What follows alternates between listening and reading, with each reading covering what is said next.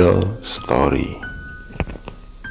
Tersesat di alam lain, bagian 1. Peristiwa ini sempat membuat warga geger dan menjadi bahan perbincangan selama 1 bulan lamanya. Bahkan, keluarga yang bersangkutan sempat mengunci pintu rumah selama berhari-hari. Cerita ini berawal 2 orang sahabat di daerah pelosok, yaitu beliau bernama Paiman dan Samiti. Usia mereka sebaya, kisaran 40 tahunan. Mereka dikenal warga merupakan sosok yang tekun serta bekerja keras. Paiman sendiri lebih condong berani dibanding Samiti yang terkenal kalem dan juga penurut. Keduanya juga terkenal jenaka dan sering membuat warga terhibur dengan omongan serta tingkah laku. Awalnya mereka ini memiliki pekerjaan sebagai kuli bangunan di kota.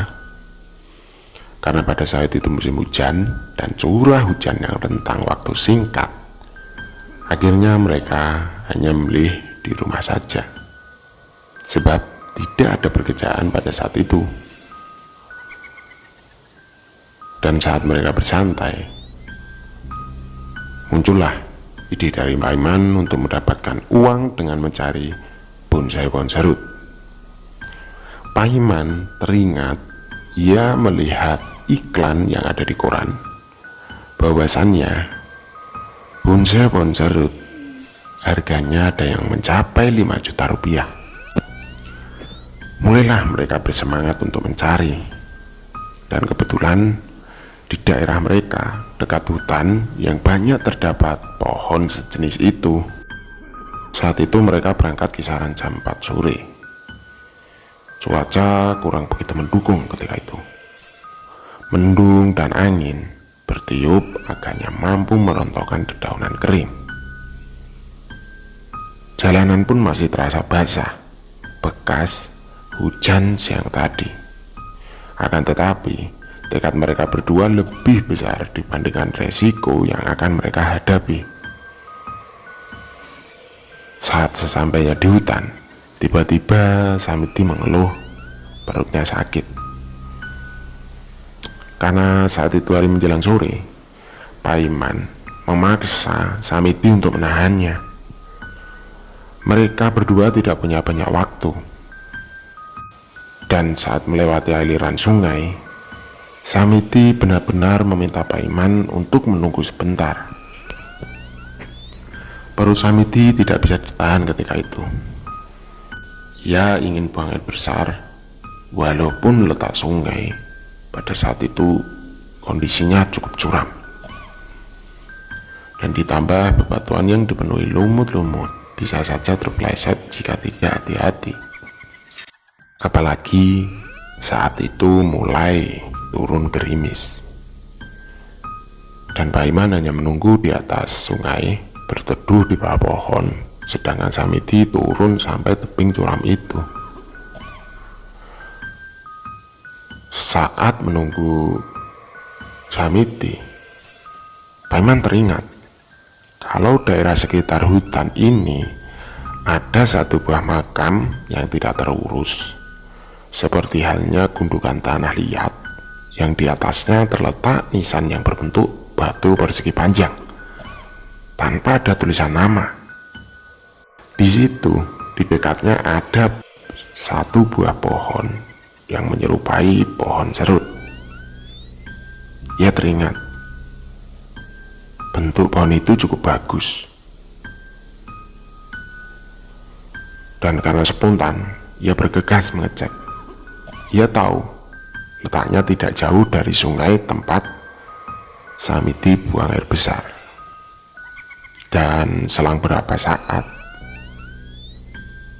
Samiti pun naik dari sungai untuk menghampiri Paiman. Dia takut jikalau Paiman akan marah jika menunggu terlalu lama. Dan saat naik ke atas, ia memanggil-manggil nama Paiman dan mencari di sekitar letak sungai tersebut.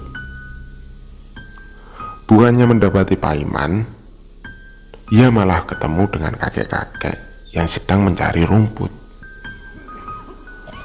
Lantas ia bertanya kepada orang tersebut. Tanpa bicara, hanya saja tersenyum, mengangguk dan menggeleng. Kakek pencari rumput tersebut hanya mengarahkan jari telunjuk ke arah tengah hutan. Kakek tersebut menunjuk sambil memegang tangan kanan Samidi dan menggandengnya. Anehnya, tanpa ada rasa curiga sedikit pun, Samidi menuruti kakek pencari rumput tersebut, karena yang ada di pikiran Samidi, dia akan diantarkannya menuju tempat Paiman. Dia merasa sangat dekat dengan kakek tersebut, seperti halnya kakek-kakek yang ada di desanya tersebut, yang umumnya kakek yang ramah dan serta kakek yang sopan. Di saat itu juga Paiman telah mendapatkan pohon serut yang bagus yang diperoleh dekat makam itu, dan dia bergegas ingin mengabari Samidi dengan hati yang gembira. Dia sudah membayangkan hasilnya, yang akan membayangkan uang jutaan rupiah. Walau sejujurnya di benak Paiman saat mencabut tanaman agak heran. Sebuah pohon serut berukuran betis orang dewasa saat dicabut rasa mencabut pohon singkong. Tapi terselip pikiran, kalau memang bekas hujan, jadi tanah pun menjadi gembur, sehingga mudah untuk mencabutnya. Dan sampainya di sungai, ia tidak mendapati Samidi. Dalam benaknya pun ia berpikir, mungkin perut Samidi sakit, lantas dia buru-buru pulang. Dan apalagi dia tahu sifat dari Samidi, orangnya penakut. Karena saat itu keadaan sekitar pun mulai gelap. Paiman pun tambah yakin kalau Samidi memang benar-benar pulang ke rumah. Dan dia pun bergegas pulang dengan perasaan ya agak kecewa dengan Samidi.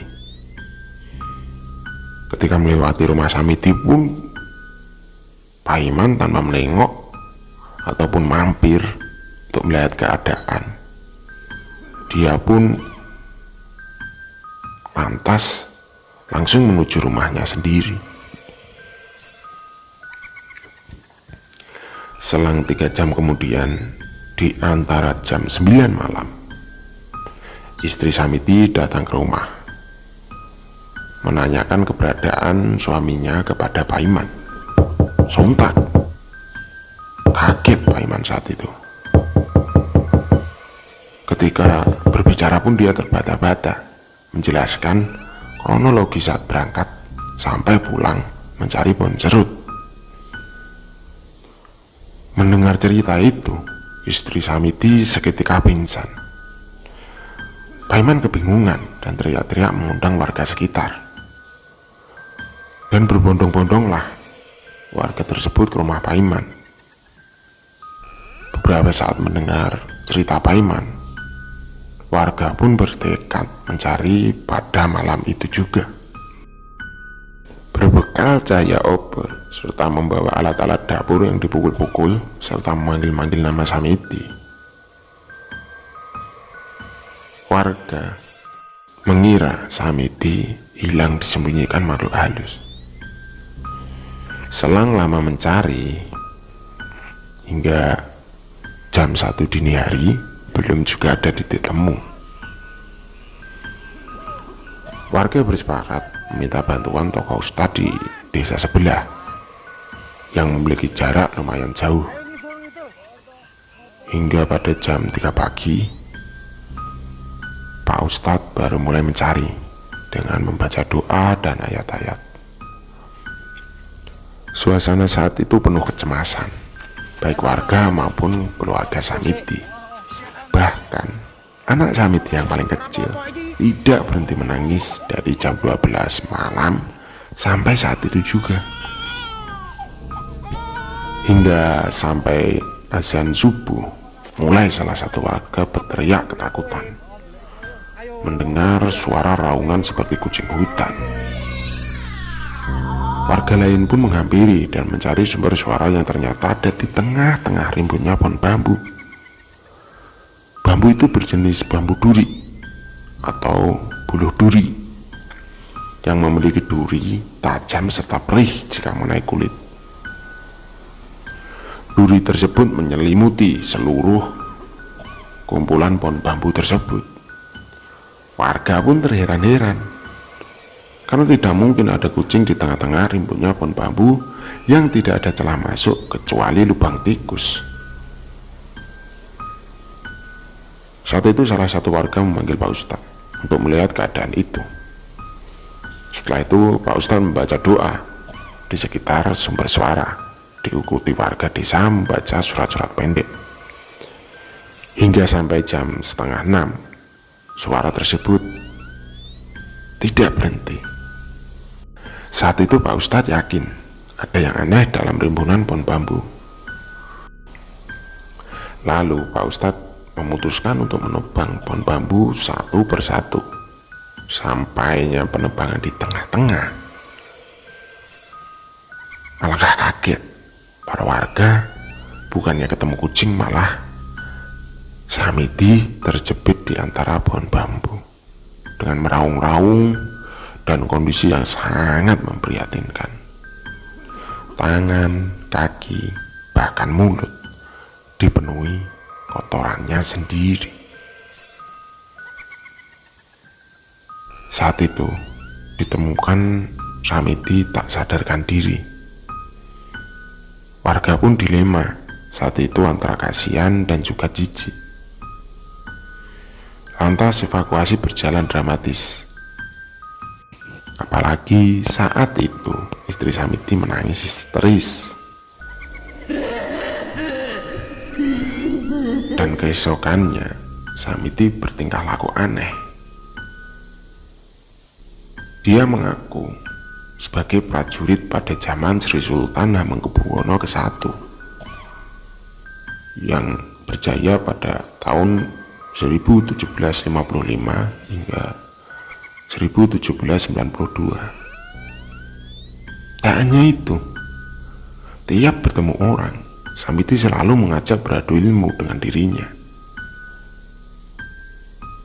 Di sisi lain, Pak Iman sangat merasa bersalah karena meninggalkan Samidi sendirian di hutan.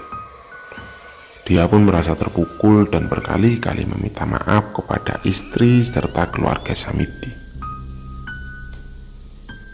Saat itu menurut Pak Ustadz, sebab Samidi diganggu oleh makhluk halus karena telah merusak rumah makhluk tersebut saat buang air besar.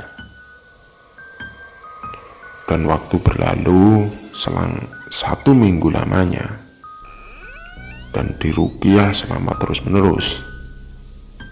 Akhirnya beliau sadar dan bisa diajak cerita perihal kepergiannya.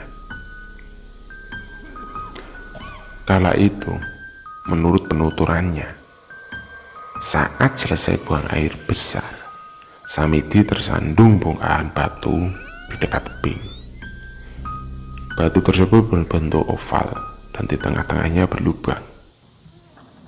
Lalu dia memindahkannya dan menyeburkannya batu tersebut ke dalam sungai sambil mengumpat. Lantas Samidi naik dan bertemu kakek-kakek pencari rumput dan diajak ke rumahnya. Saat itu Samidi melihat sosok Pak Iman sedang duduk membelakangi dirinya, memegang rokok serta bersiul-siul menirukan alunan musik irama Jawa. Saat itu Samidi senang melihat kawannya kelihatan bahagia. Di situ Samiti merasa kalau rumah kakek-kakek tersebut berhawa dingin dan angin yang berembus membawa aroma bunga melati dan bunga kantil. Lalu diceritakan oleh Samiti, kakek-kakek itu datang dan menyodorkan sebuah makanan dan buah pepaya yang baru dipetik. Saat setelah makan, ia merasakan kantuk dan tidak sadarkan diri. Yang terakhir dia ingat adalah rasa buah pepaya sangat manis.